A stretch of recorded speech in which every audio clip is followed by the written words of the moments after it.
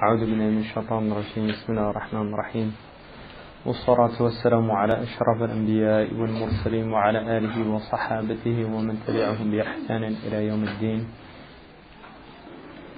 اللهم افتح علينا حكمتك وانشر علينا رحمتك يا ذا الجلال والإكرام. وصلى اللهم على سيدنا محمد وعلى آله الكرام. ولا حول ولا قوة إلا بالله العلي العظيم. ولا حول ولا قوة إلا بالله العلي العظيم. ولا حول ولا قوة إلا بالله العلي العظيم. Sidi Ahmed Zarruq radiyallahu ta'ala anhu says after his tanbih that the heart is the foundation of every good and evil, and its life and its death are the keys to either benefit or harm. So that which has no life in its heart has no way of protecting itself from evil and facilitating for itself good. And every heart that life enters into, by necessity it will call it to enthusiastic responses when reminders occur. And then he says, وَالْقُلُوبُ ثَلَاثَةٌ. There are three types of hearts. أَوَّلُهَا قَلْبٌ فِي حَيَاتِهِ صَحِيحٌ. A heart whose life is sound.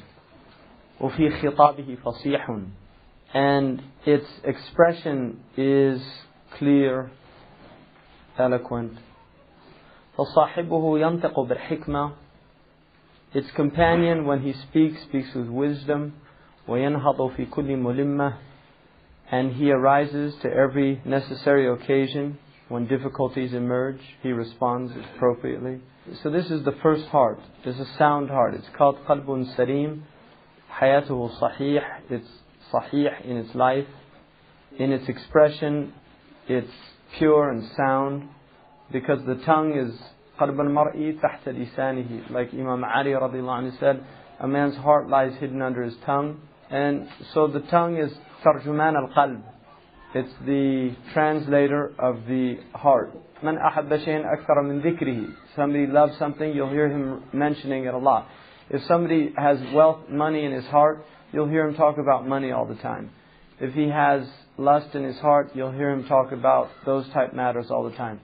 If he has Allah subhanahu wa ta'ala and love of Allah in his heart, that's what he's going to talk about. If he has the love of the Messenger of Allah sallallahu alaihi wasallam, that's what he's going to talk about. If his heart is filled with anger and rage, then he's going to express it on his tongue. That's what he's telling us. So a person whose heart is sound, you'll see that their expression is sound as well. And they respond appropriately, because a heart that's alive, when it sees people in tribulation, it responds with commiseration and desire to help them. Then he says, الثاني, the second is قلب لا حياة فيه, a heart in which there is no life. فهو لا يقبل التذكير ولا تنبيه. It neither accepts admonition or a reminder, nor does it accept anybody calling it to attention. فضلا عن اتباعه الحق. And far from it to follow the truth. If it's not doing this, it certainly won't be following the truth. أو تأدبه مع الخلق, or that it should have any courtesy, consideration for Allah's creation. So that's the second heart, is a dead heart. So the first heart is a heart whose life is sound. The second is a heart who has no life. الثالث قلب اعترته في حياته أمراض. It is afflicted with sicknesses. وصاحبته في أحواله اعتراضات وأعراض. And in its various conditions and circumstances, it's accompanied by objections and symptoms. فَعَرَضَ الْأَعْرَاضُ مِمَّا عَرَض. So the symptoms that follow. In other words, the sicknesses show up. وَهُوَ الَّذِي يَتَأَلَّمُ عَنْ ذِكْرِ مَا لَهُ مِنْ مَرَض. And this type of heart is a heart that actually experiences pain when it hears about its sicknesses.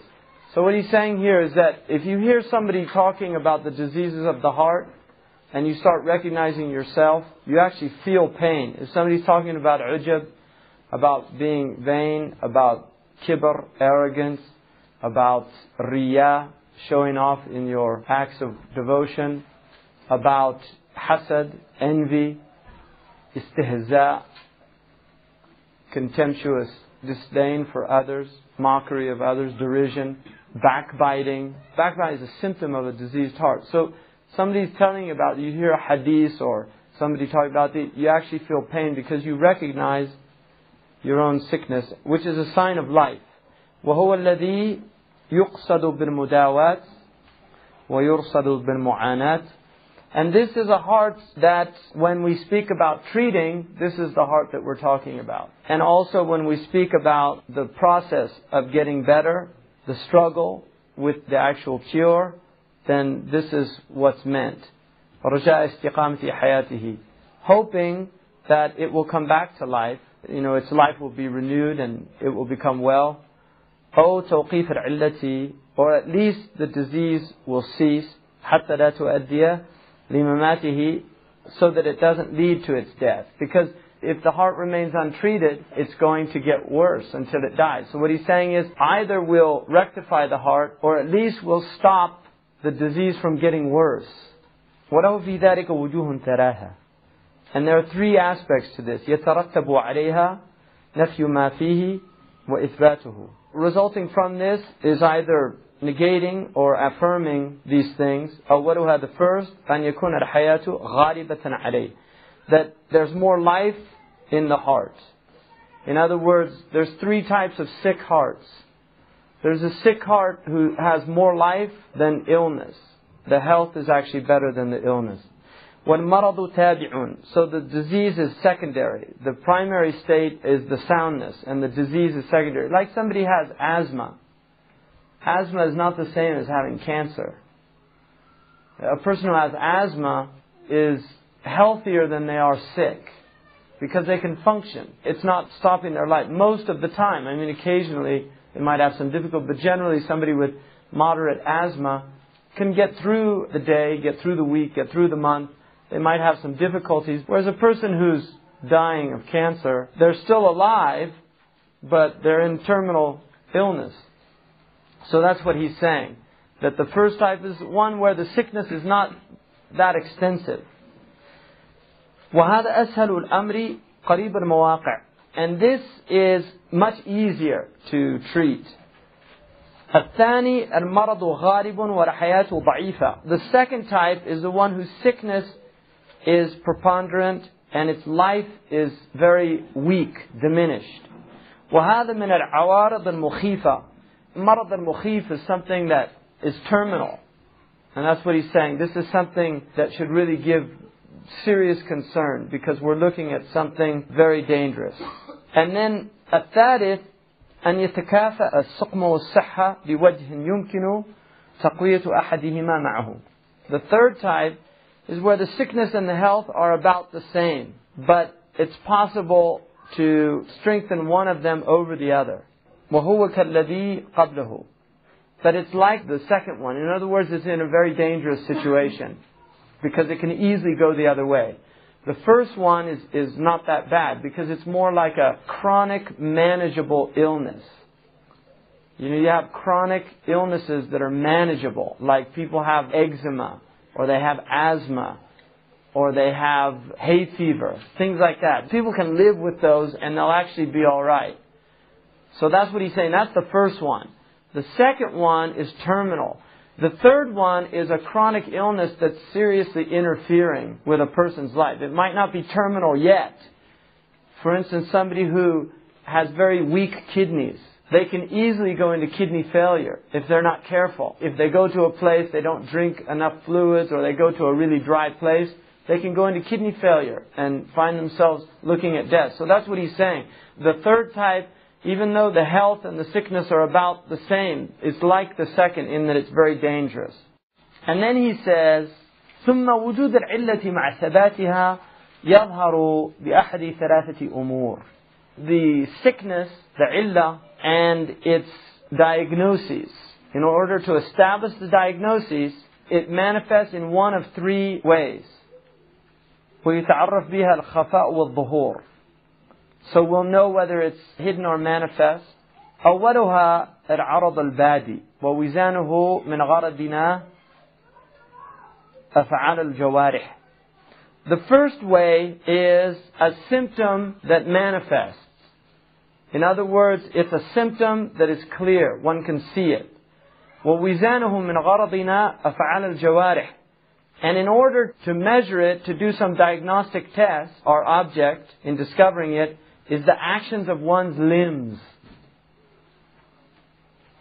So in other words, when somebody's backbiting, there's a symptom right there. You're seeing it. It's a symptom of a diseased heart. And it's clear. If you're a doctor, or not even a doctor, you've just studied one disease of the heart, and you happen to know that a symptom is ghiba, and then somebody's making ghiba in front of you, he's revealing a symptom to you, whether he recognizes it or not. He's letting you know, I have a diseased heart. And the symptom of it is that I'm talking about people who I shouldn't be talking about. Or they're stealing. Where did that come from? Tama'. Tama'. Ibn Ata'illah radiallahu anhu says in the Hikam that humiliation, that the trunks of humiliation grow from covetousness, because you desire things. And everybody who's ever humiliated themselves did so out of desire. So if somebody steals something, it was because he coveted it. So the impulse to steal came from a disease in the heart. So it's a symptom. Fornication is a symptom. And then he says, الثاني السبب الأصلي ووزانه حركات القلوب. The second is the etiology. And its diagnostic measurement is the movements of hearts. It's a little more subtle, and this takes somebody with more expertise. What he's saying here is the second way that one diagnoses the diseases of the heart is to know the etiologies of these diseases. And the etiology is the original cause. So for instance, Iblis, la'anahu Allah, when he said about Adam, he was commanded to make sajda of tashrif, honoring Adam, not worship, but honoring. He refused. And the reason he refused, according to him, was because Adam was unworthy of his sajda. And the reason for that is because he was higher than Adam. He said, I'm air and fire. He's created from earth and water. Air and fire are both elements that they're light. They rise by nature. Earth and water are low elements. They descend by nature. So his analogical reasoning led him to assume that elements, they're light, they rise. Like the noble gases, like helium. That those are higher than heavier elements. That's what he's saying. But what is the real? What's moving in the heart? What was really going on? Hasad. That's the movement of the heart. The etiology was envy. Some say envy precedes kibr, and others say kibr precedes envy. It's a khilaf between ulama al-qulub. The doctors of the diseases of the heart differ about which one came first, envy or kibr. It really doesn't matter. They're both disasters. So that's what he means there. You're looking at the etiology of the actions. Because one of the things, Melville, he's an American writer. He wrote a book called Billy Budd. I don't know if anybody read that. The whole book, it's really about envy. He has a character in there called Claggart. And he's the master of arms. And he hates this young man who is impressed. He's forced onto this ship. There's during time of war, 1798, I think, or something. They're fighting the French. And he's a sweet man. Everybody loves him. But there's this one character on the ship who just hates him. And he's never done anything wrong to him. He just hates him. But one of the things Melville said in there was really interesting. He said, people will admit to felonious crimes before they will admit to envy. And that's worth the book, that hikmah. Because that is a hikmah. People will admit to felonious crimes before they will admit to envy. Nobody admits that they envy somebody else. And yet envy is at the root of most of humanity's problems. The third one is al-mawad al-muwassila. Are those matters that move somebody to do something. وَوِزَانُهَا مَا تَنَحُ إِلَيْهِ النَّفْسُ وَتَجْنَحُ لَهُ بِالِاخْتِيَارِ. The diagnostic measure for that, what it inclines to by choice. If a person has the choice to go and gamble, or go do something useful, it goes and gambles. So looking at the inclinations of the self, whether you'd rather go to the cinema than to the masjid, whether you'd rather go and backbite with a group of people than go with another group and study something useful. It's looking at what the inclinations of the self are. وذلك مجموع في كلام الشيخ الإمام العالم الرباني سيدي أبو الحسن الشاذلي رضي الله عنه حيث قال. And all of that is comprised in the words of the Sheikh, the Imam, the scholar, the Rabbani, the scholar of high character, Sidi Abu Hassan al-Shadri. Obviously he's in that line, and Abu Hassan al-Shadri was known for this science. He said, رضي الله عنه, عمر بصيرتي في ثلاثة أشياء, that blinding the inner sight occurs from three things. You have basar and you have basira. Basar is the outward sight. In the Arabic language you say basar, and that's the outward sight. Basira is the inward sight. قل هذه سبيلي أدعو إليه على بصيرة. Say, this is my way, I call to it على بصيرة, with basira, with proof, with inner sight. So the basira is to the heart what the basar is to the outward body. It's the inward sight. And it, just like the outward sight can get blinded, the inward sight can get blinded. The outward sight can get cataracts, where you can't see, and it can be removed. So it can actually be treated. But then there's other things that can get a blindness that there's no treatment for. There's a lot of metaphors in physical blindness in relation to spiritual blindness. So he says that أمر بصيرتي في ثلاثة أشياء إرسال الجوارح في معاصي الله, that you should allow or enable your limbs to enter into a state of disobedience with Allah subhanahu wa ta'ala. التصنع بطاعة الله, to pretend or to be artificial in displays of obedience to Allah subhanahu wa ta'ala. التصنع بطاعة الله.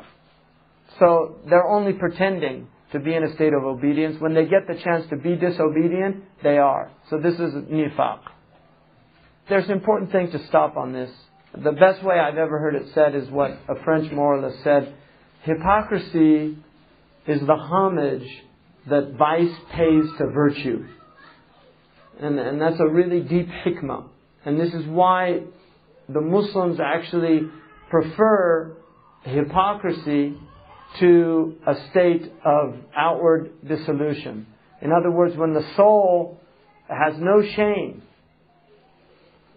even before Allah's creation, that it goes out and it does disobedience without any shame, that's a worse state than a soul that pretends to be obedient when people are around, and then when there's no people, it's disobedient. That's actually a better state, because what it's saying is, even though it's not a good state, when none of us, we don't want to be in that state, but that is a better state than somebody who has no shame. And there's people that will say that, well, I don't want to be a munafiq. He'll drink openly, right? And he'll say, I don't want to be like one of those hypocrites. That's actually worse.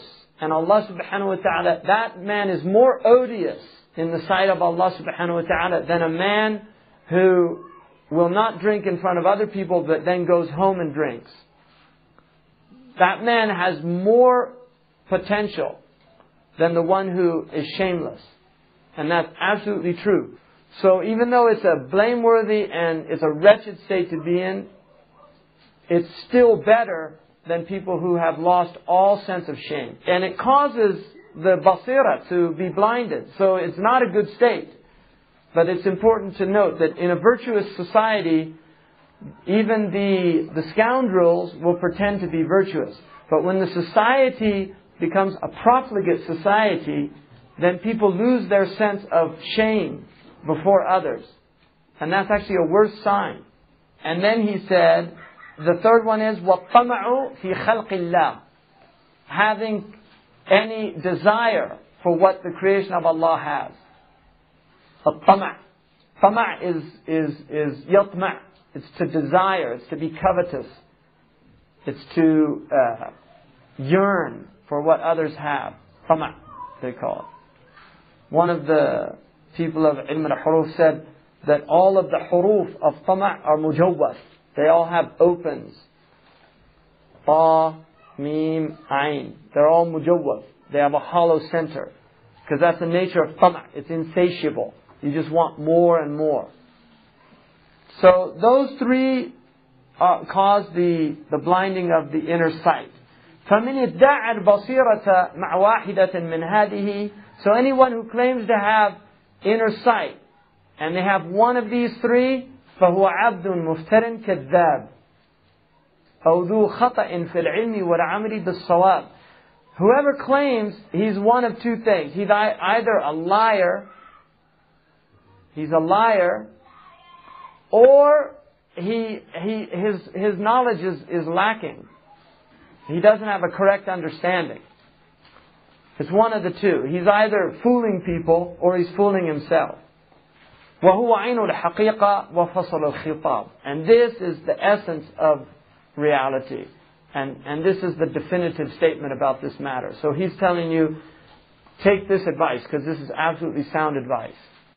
And then he says, دخول العلة على القلب الساذج سهل التعالج بخلاف الذي سقم بعد صحته ورجع بعد عودته لكمون الغرة فيه وأنسه بما يقتضيه ولذلك إذا صح تمكنت الحقيقة منه وانتفت الغرة عنه إذا صار على ضرر من النكس ومستشعرا وجود النقص في العكس لكن ثباته أغرب وإن كان رجوعه أيسر وأقرب إذ داعية الشر والخير من الأسباب الواصلة كالقوة الدافعة والأخلاط الفاعلة. It's very high Arabic. It's called jinas. It's saj'a. It's very beautiful. When sickness enters into a naive heart, a heart of somebody that's really not diseased, when it comes in, it's easy to treat. In other words, a heart that's been healthy, this heart, once it begins to get sick, it's much easier to treat than a heart that became sick after being, it had been sick and then it became healthy and then it has a relapse. And this is the danger of making tawbah and falling back into wrong actions. Because the more you do that, the worse it gets. كَلَّا بَرَّانَ عَلَى قُلُوبِهِمْ مَا كَانُوا يَكْسِبُونَ. The rain on the heart comes, the heart gets covered, it gets encrusted because of what they were earning. So the more wrong actions, the more the heart gets encrusted. What he's saying there is that a heart that was innocent and pure, and then it begins to get sick, it's easy to treat. Whereas a heart that was sick after it had been well, and then it falls back in, it has a relapse, because of this hidden ghirra in it, because of that, there's a sickness in it. وَلِأُنْسِهِ بِمَا يَقْتَضِيهِ. And because he has become intimate, he's actually come to enjoy the disobedience, which is why he goes back to it. He feels comfortable with it. وَلِذَلِكَ. So for that reason, when it becomes well, then the reality becomes strong in it, and it will remove that sickness. But if it becomes sick after that from a relapse, because of that deficiency that's experiencing in the heart, then the opposite is true. The reality won't be strong in it. So it's rare for this type of heart to really become firm. Even though it's still easy to go back if those things that are calling to good and evil are those means. In other words, if there's strong impetus in the heart, if there's a strong desire to get well, and the Constitution supports that, and when the person does things, it starts feeling the pain, and because of that, the heart moves to change, then what he's saying is that those are good signs, and so one should not despair. That's the point. He's making sure that you don't fall into despair. It's a disaster. I'm never going to get well. He's saying don't do that, because that's another trick of the self. فَلَا تَأْمَنْ نَفْسَكْ بِحَالٍ. Never feel safe with yourself. in any situation. وَلَا تَغْفُلْ عَنْ حِفْظِ مَا حَصَلَ لَكَ مِنَ الْكَمَالِ. And don't become heedless about protecting what you have of goodness, of perfection, once you have it. In other words, don't think just because, oh, alhamdulillah, I've been doing my wird every day, I've been consistent. Don't feel comfortable in that. Be vigilant about it, because shaitan is going to come and try to get you out of it. Your nafs, hawa, shaitan and dunya are constant enemies that are always vigilant. So you have to be as vigilant, or have greater vigilance. وَجَدَّدَ الْإِنَابَةَ وَالتَّوْبَةَ لِتَحْفَظَ بِهَا صِحَّةَ الرُّجُوعِ وَالْأَوْبَةِ. And always renew your returning to Allah and your tawbah, in order to protect the soundness of this return to Allah subhanahu wa ta'ala, the well-being that you're experiencing from being in a state of returning to Allah. وَعَالِجْ أَمْرَاضَكْ بِمَا تَرَاهُ يُبْرِيهَا. And treat your diseases with those things that you see have a beneficial effect, that are curative for them. وَذَلِكَ بِأَن تَجْلِبَ لِنَفْسِكَ مَا يَزِينُهَا وَتَصْرِفُ مَا يُرْضِيهَا وَبِاللَّهِ سُبْحَانَهُ وَتَعَالَى التَّوْفِيقِ. And do that with those things that will incur for the self what ornaments the self, what benefits the self, and what removes from the self the destructive tendencies. So what he's saying there is that be concerned with those things that bring benefit to you and will bring zina to your heart. So for instance, by going to the prayer in jama'ah, there's a hadith that says that that's a sign of iman. And one of the things about habitual practice is it becomes, the more you do it, the more your nature inclines towards it. People that don't exercise, when they start exercising, always have a difficult time. But people who are consistent with their exercise, they have a difficult time when they don't exercise. If somebody runs like 5 times a day, and there's people that do that, if they don't do their run, they don't feel well. If somebody takes a shower every day, if they miss their shower, they feel dirty. Whereas somebody who doesn't take shower, he takes a shower once a week, he doesn't have that feeling. So what's the difference? The difference is just in the constant practice. So if you leave your practice, you'll feel. So that's what he's saying. Guard those things that will put your soul into a good state, and avoid those things that will take your soul to destruction. And this tawfiq is by Allah subhanahu wa ta'ala. And then he says, وَعِلَاجِ الْقَلْبِ الْمُوثِرْ لِهَوَاهُ. The treatment of a heart that has preference for its caprice, for its desires, its hawa.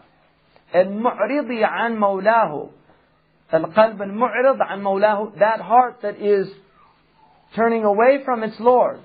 إِذَا كَانَتْ فِيهِ حَيَاةٌ بأن يحس بالسيئات والحسنات إما بالتذكير أو عند وجود النكير وذلك بثلاثة أسباب هي مفاتيح الخلق والأبواب. So he says that if your heart has life in it, and what he means by that is you actually feel when you do wrongs, you experience it. Because there's some people, a'udhu billah, they do wrong things, they don't even feel it anymore. Because the heart's dead. It's like somebody who, in martial arts, if you go to Thailand, they have these guys they call Muay Thai. They're Thai boxers. They kick trees from the time they're little kids. They kick trees with their legs until they get calluses and scar tissue all throughout their legs. At that point, they don't feel it anymore because they've killed all the nerves. The nerves that feel the pain, they've literally killed them. There's another thing they do is the hot sand. Right? They'll use their fists and they punch hot sand and put their fingers in until they kill all the nerves. So they don't feel it anymore. So he can go out and he can do all this punching and fighting and not feel any pain. Because he's dead. The actual nerves that feel those things are dead. People who do ma'asi, that's what happens to the heart. If they continue to do it, the heart will die. And it'll no longer feel it. They won't feel anything's wrong. Whereas somebody whose heart still has life in it, when they do those things, they actually feel remorse. It's a good sign. There's life in the heart. So that's what he's saying, that in order to treat that heart that still is inclining towards wrong actions and it's turning away from its Lord, but if it still has life in it, in other words, it experiences when it does good and evil. Because if you do hasanat, you should feel inbisat. You should feel a good feeling. Right? In other words, if you do hasanat, if you give sadaqah, if you fast, if you're praying consistently on time, you should feel good about that. There's an inbisat. And then if you don't, if you miss a prayer, something happens, you should feel inqibad. You should feel remorse. That's a sign of life in the heart. Or you hear tadkir. You go and hear a khutbah and you subhanallah, astaghfirullah. You're feeling it. When he's talking about what we're doing wrong, you can feel that. Or somebody tells you, Ya akhi, ittaqillah. You're backbiting and somebody says, Ya akhi, هذا حرام عليك. Don't backbite. That person, when he says that, you don't say, who does he think he is? You say, astaghfirullah, thank you. You feel good that they said that they reminded you. So there's 3 ways, and these ways are the keys to closing the doors of disobedience. Because you need a key to open a door and to close a door, to lock it. أولها حمية البدن بالتقلل من الطعام على وجه لا يخل بالفكرة ولا المنام. So the first is that you have himya. A himya is a regime. In other words, you have a diet for your body. Because the body is the vehicle of the soul. And if you're eating a lot, it strengthens the nafs. And so he's saying that you should eat to the point that it's not affecting neither your intellect nor your well-being, your physical well-being, which would be indicated in your sleep. So either you'll be too tired, you'll feel tired all the time because you're not having enough caloric intake, or you can't sleep out of hunger. Because people, if they don't eat, they'll get lightheaded, they get headaches, they can't think, they get brain fag. That means you're eating too little. Or you're sleeping too much because you don't have any energy. That means you're eating too little. So what he's saying is you find a balance. What you need to sustain your well-being, and then you don't go beyond that. You discipline your soul with food. Because food is a very difficult discipline. That's why Kasara Shahwatain is a book in Imam al-Ghazali's Ihya. The 2 shahwa, how to break them. Because those are what? So that's the first. The second, and this is very beautiful. الثاني استنشاق روايح الصدق بمخالطة أهله. Inhaling the fragrances of sincerity by keeping the company of the people of sincerity. So what he's saying is, يا أيها الذين آمنوا اتقوا الله وكونوا مع الصادقين. Oh, you who believe, have taqwa of Allah and be with the people of sidq. Because if you're in their presence, you're breathing in the fragrances of their truthfulness. In other words, there's a spiritual fragrance to purity. Like a baby. There's people, mothers do that. You pick up a newborn baby and you smell it. Because it's pure. And the same is true of the company of the pure people. That there's a fragrance in their company that you inhale. And that inhaling affects your soul. It affects your soul. So that's what he's saying. Istinshaqu rawaih as-sidq. You're inhaling the fragrances of truthfulness. وإن عدقت في الغرب أنفاس ذكره وفي الشرق عليل تعافى من الضر. If the fragrances of his remembrance diffuse in the west, and there's a sick man in the east, he'll become well. One of the poets said. In other words, there's a reality to actions. If you're in the company of the awliya, there's an effect by just sitting in their company, by sitting next to them. There's an effect. It has an effect on the heart.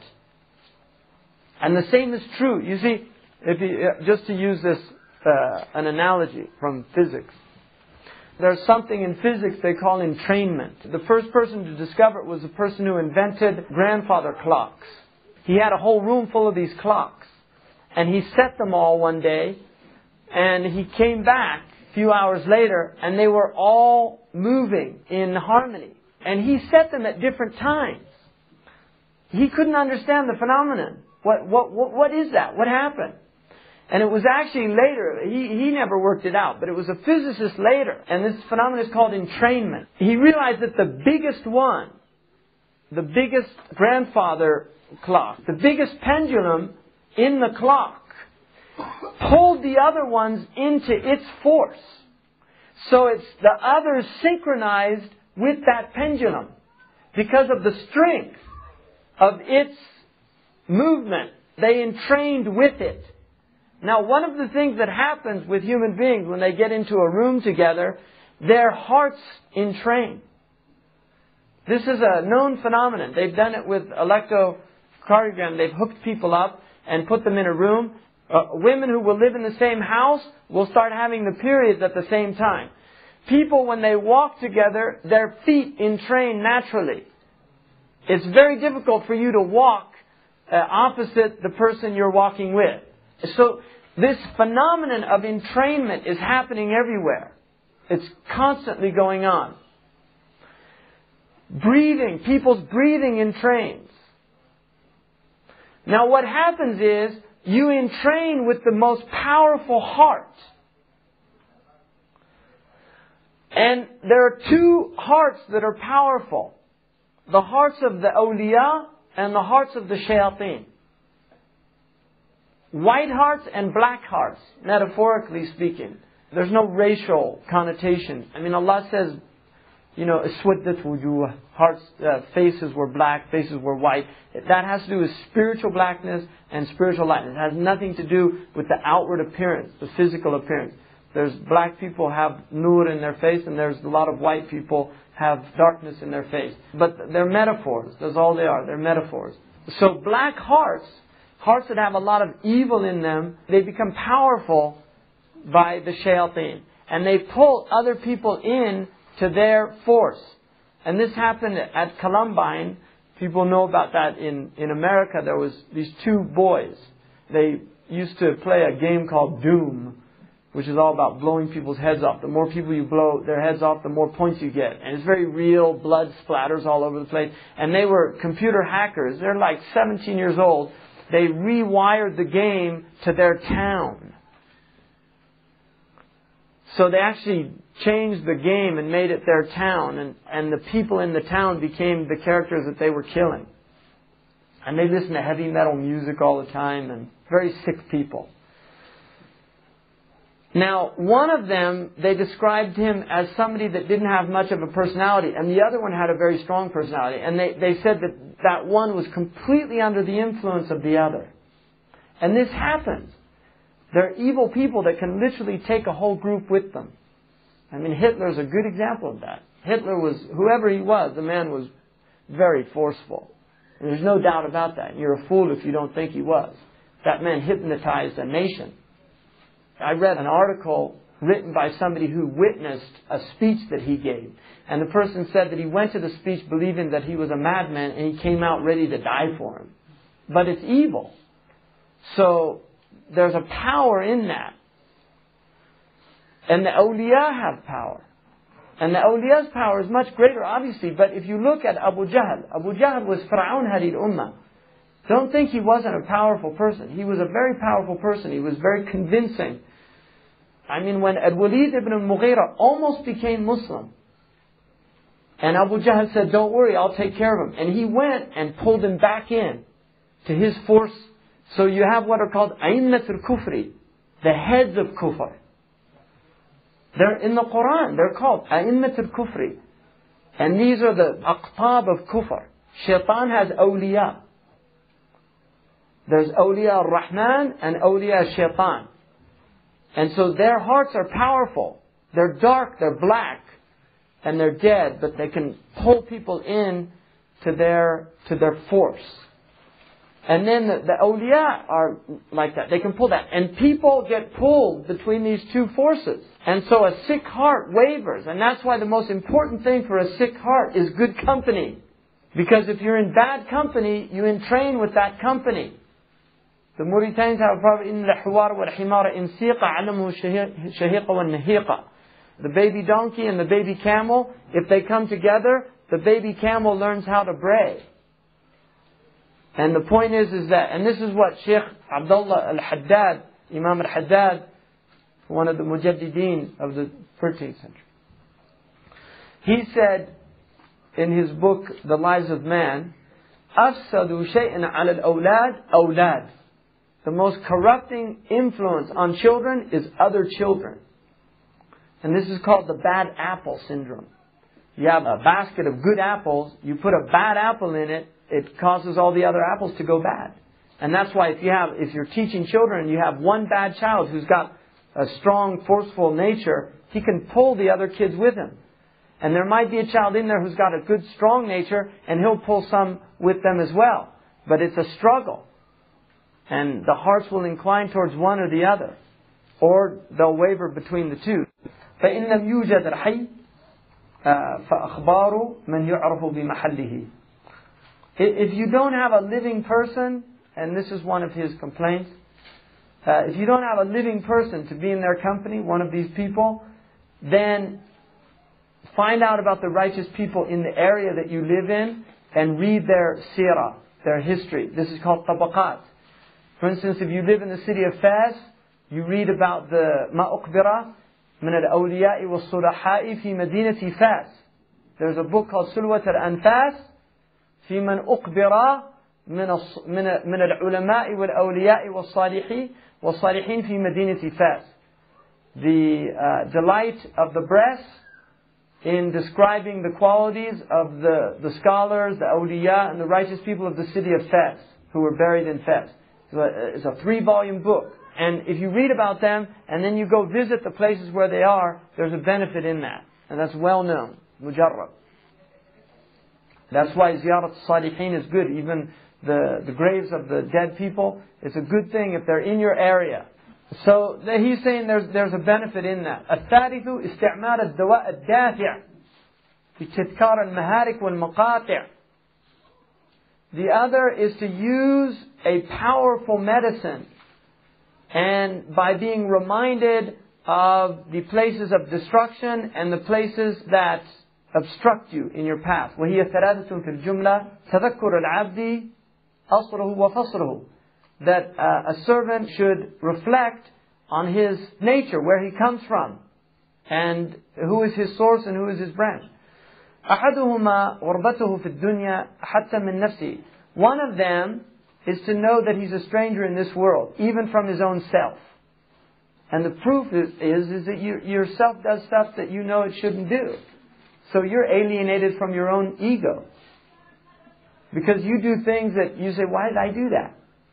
That's your own self that did it. It's not, oh, Bob did that. I'm Jim. No, it's you. Right? Unless you're schizophrenic.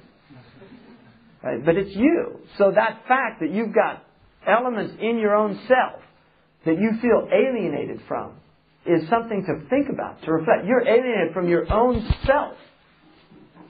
Your higher self is alienated from your lower self. And it's between your two sides.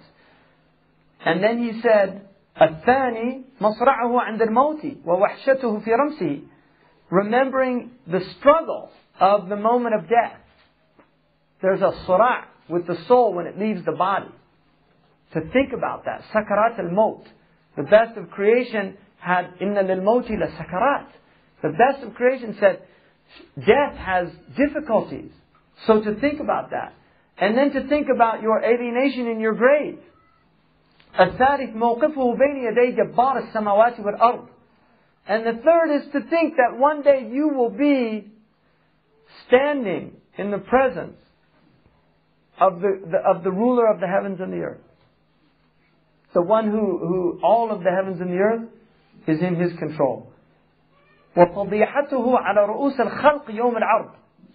And that you are going to be exposed to all of creation on the day that all of your actions are shown.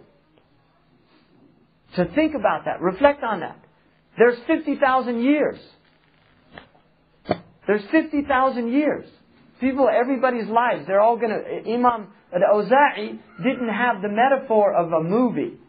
But he said, تُعْرَضُ حَيَةُ الْإِنسَانِ يَوْمَ الْقِيَامَةِ سَاعَةً سَاعَةً. that a human being's life will be shown to him moment by moment on the Day of Judgment. You're going to have to watch the whole thing. And you're going to have to explain it. And now we have movies these are signs from Allah. Cinema is a sign from Allah subhanahu wa ta'ala. سَنُرِيهِمْ آيَاتِنَا فِي الْآفَاقِ وَفِي أَنفُسِهِمْ. You can watch people who are dead now and see parts of their life on a film. And they're dead. And their film's been recorded by a piece of magnetic tape. And you think Allah can't do that? We can do that? The one who created the heavens and the earth is not capable of making a divine video of your life? And we think we can do that? There's people now, their whole life is on the internet. Literally. Their whole life is on the internet. You can open up their www Hayatu Shaitan or something like that. جزا الله عنا سيدنا محمد صلى الله عليه وسلم ما هو أهله. جزا الله عنا سيدنا محمد صلى الله عليه وسلم ما هو أهله. جزا الله عنا سيدنا محمد صلى الله عليه وسلم ما هو أهله. سبحان ربك رب العزة عما يصفون والسلام على المرسلين والحمد لله رب العالمين.